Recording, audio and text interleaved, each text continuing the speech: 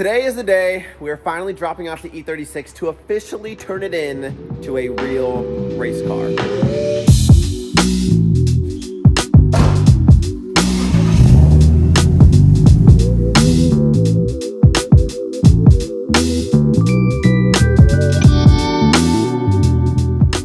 This is your friendly reminder to not turn your daily into a race car and fully strip the interior. Luckily, this thing was never a daily, and the full intention was to track this thing. It is so loud in here. This is the first time I've driven the car with an essentially completely stripped interior, and a lot of the sound deadening gone. The sound deadening was working before, I'll tell you that much.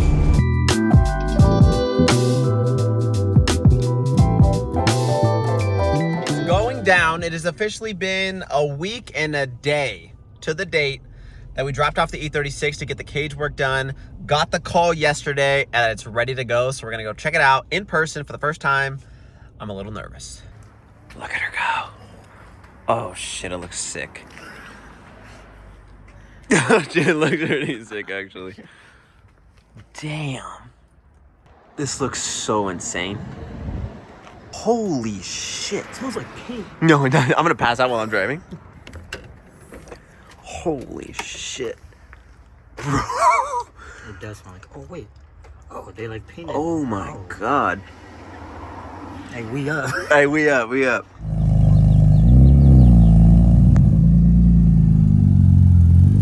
it look like a race car now? Yeah, it looks sick. Hey, good luck.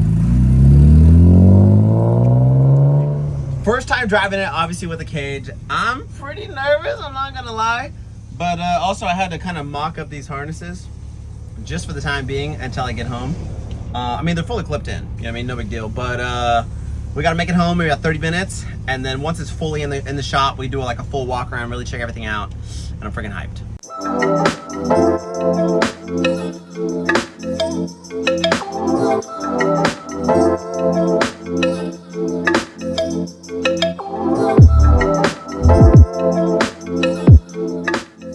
Made it back to the shop, finally. The drive honestly wasn't too bad. I didn't push it because I was with the fake harnesses, to be honest, but it does feel pretty good. I will say it probably is even louder now with the cage in. It is what it is, it's a full race car, but finally we could check out up close and personal. So normally, if you can see where those 3 holes were, that's where that bolt-in cage was. That was originally where it was gonna bolt in right on the floor. And it's like super super thin sheet metal right there. And instead of trying to bolt it to that or weld it to that, they build this little box or whatever you wanna call it. And that's where it's actually mounted to now. Super strong base. And it also actually has a little weld right up here on this corner. So it's actually welded to the whole damn car, up top, down low, and it's also tied into the rear, which is something that I didn't think I was gonna do, honestly, because it obviously costs a pretty significant amount more to do the whole rear tie-in, is what they call it. But where it's actually tied in, right here, and then up there, it's kind of hard to see, little bow and little bow. Those are actually the 4 points that are already welded underneath. That's actually for the subframe. So it's got 4 points where it's mounted for the subframe and also tied in to the rear struts. But it's actually the same thing, kind of that boxing, whatever you want to call it, where they built out this guy here. Originally, it was kind of there. I'm sure I have clips of what it used to look like before, but they built this out to give it that really stout rigidity. Is that a crazy word? Stout? What does that mean, trout? They built that thing out looking nice. I used to actually have these little plates for the rear struts, but obviously they took those out. They're like, you don't need those anymore. So it's looking freaking gnarly. They also had to actually notch where like the whole rear seat was to tie in for that metal. Bow right there. It is pretty gnarly. So now that the cage is in and I know kind of where everything is gonna lay, and it's probably gonna stay this half cage for a while, I can finally put in the harnesses, and the harnesses are gonna be tied in to the floor and then also the bar itself, of course. And then once the harnesses are in, I probably am gonna do some like delete plates, which I probably am gonna wanna do one. I'm thinking about honestly probably cutting out this tub too, which sounds kind of crazy, but I'm never gonna use a spare tire, we're being real. So another common thing to do is cut out that entire tub, delete that. And then as far as like the doors and stuff like that, I don't know, you can stay over there, but I'm gonna go over here. I don't know if for my track day at the end of the month, if I could have it exposed like this. I'm pretty sure you can't have like loose wires or something like that. So I do need to check like the rule book or whatever. But I do want to get like door card deletes, which obviously they're a lot lighter than the stock ones. Get rid of that, the side airbag, because all the other airbags are gone anyway. And then probably do some sort of delete like in the rear just to kind of clean it up. I don't know who makes one for like a weld-in cage. Maybe I'll have to make some sort of like plate. But the best way to do it is either, I mean, best case scenario, carbon fiber. But a lot of the stuff is just like ABS plastic for like the door card deletes and then the rear door card deletes and stuff like that. So we'll look into that. But I might end up putting some things, like I might put the cup holder thing back in. It doesn't weigh anything. And if I ever get coffee in this, you know what I'm saying? I'll probably need it. So I'll probably put the cup holder thing back in. But overall, I'm hyped. So another thing is when I sit in here, right, I was having a problem originally with, I have obviously headroom here, but when I put the helmet on, it was actually really close, especially when I had the sunroof in and then also the headliner. So now that the sunroof is gone, the headliner's gone, I can put probably a slider back on the seat, which is gonna be really nice because this is not optimal. It's way too close, honestly. It's a little uncomfortable. But when you add the slider, obviously you get a little bit of height. So I'll probably end up putting the slider back on this, which should be pretty sweet. And I can actually move back. And I don't think I'll be hitting my head. And then the other thing I was going to say, yeah, there's only two options as far as paint for the cage. Either this like flat gray or black. And obviously I chose gray. But I think it looks like okay for now. If I do get over it, then I'll probably end up painting the entire thing similar to the Bolton cage that I was originally going to do because that's the color that I really like. Like it's called Crushed Silver. But yeah, I mean for now, I think we spent too much money on this thing. But it is what it is. I'm really hyped to test this thing out. But now I think we'll probably just go back to the little mods and throw on the M3 side skirts. The dark truth of modifying cars. This is it right here. This is it, bro. It's just not happening.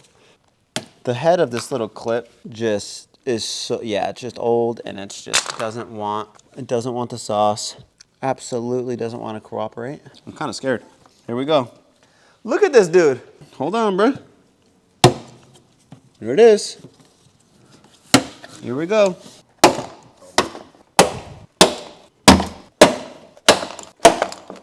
Except this plastic piece. I don't know where that came from, but holy.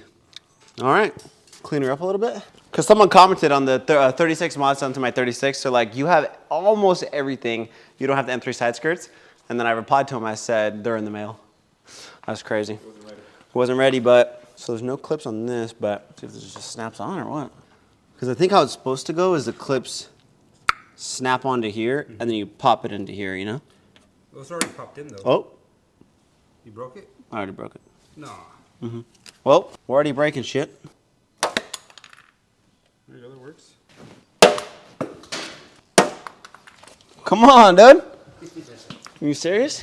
What you know about that? You know, from all these years of experience, you know what I'm saying? That's what happens. Shout out 303, best in the game. You know what I'm saying? I just want to see what it looks like on the ground. Yo. This is the luxury style side skirt, you could tell. Just, it's honestly super smooth, and it's not that it looks bad, but this one in particular, it actually has like kind of a lot of scratches. The other one's kind of faded, this one's got scratches. It is what it is. I think I'll probably eventually just paint the side skirts when I repaint the bumper too, because that's kind of messed up. Because everything else is honestly pretty solid, so that it makes the little imperfections look a lot worse when everything else looks pretty dialed. So that's the smooth side. I haven't even looked at this side yet. Oh yeah, come on. You could tell, right? Yeah, no, when you turned, I could tell. Yeah, like when it's outside you could tell, but just because of the reflections that it hits on it. Can you point at it?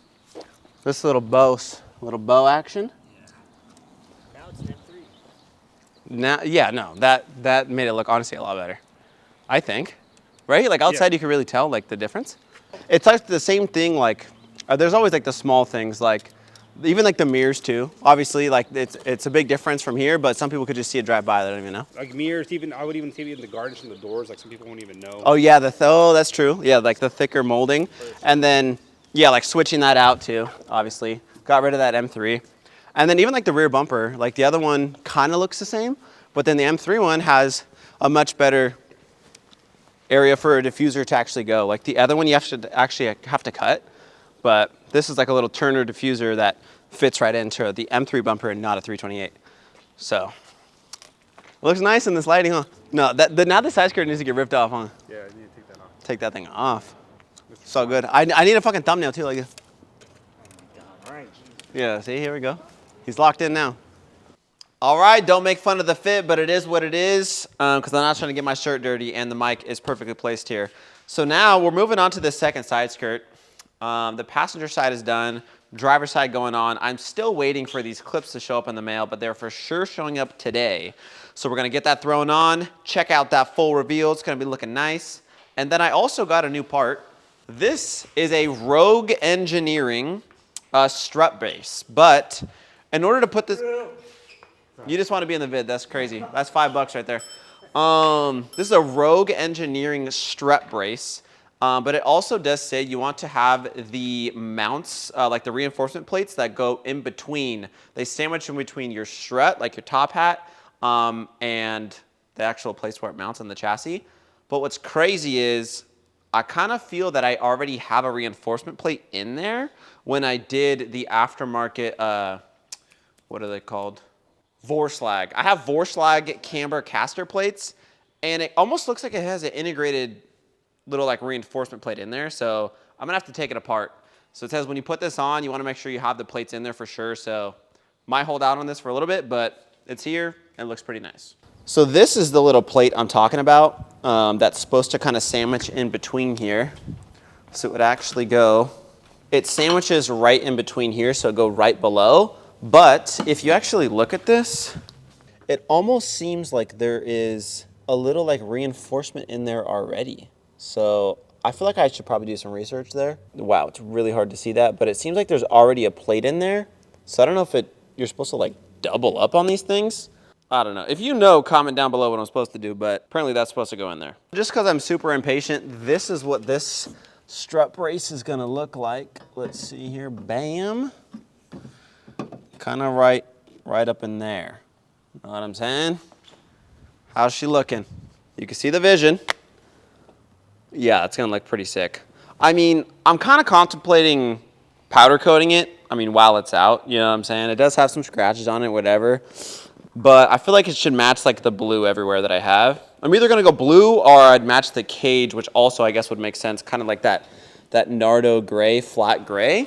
So let me know, you think maybe a gray or a blue to match everything else underneath? I don't know. The brand new clips finally came in. It literally came with everything, but the little green ones that are stuck inside the car, those honestly still look pretty good and they're really hard to get out. So I'm not replacing the green ones. I'm replacing everything else. All these new ones are in. Throw this thing back on, see what it looks like. The battle was long, hard-fought battle, but the clips are in. You can see this.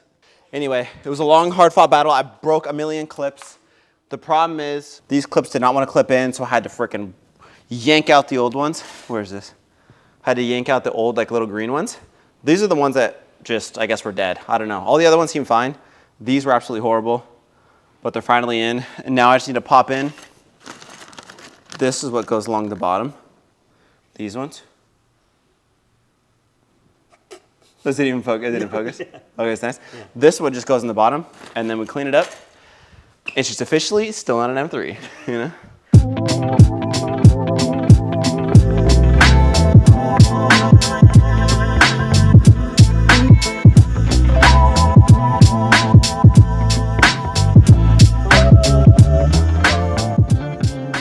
So that's gonna be it for this episode on the E36. We have a track day at the end of this month, but next week it's gonna be all about the Subaru yet again, because I ordered a bunch of parts for that, so stay tuned.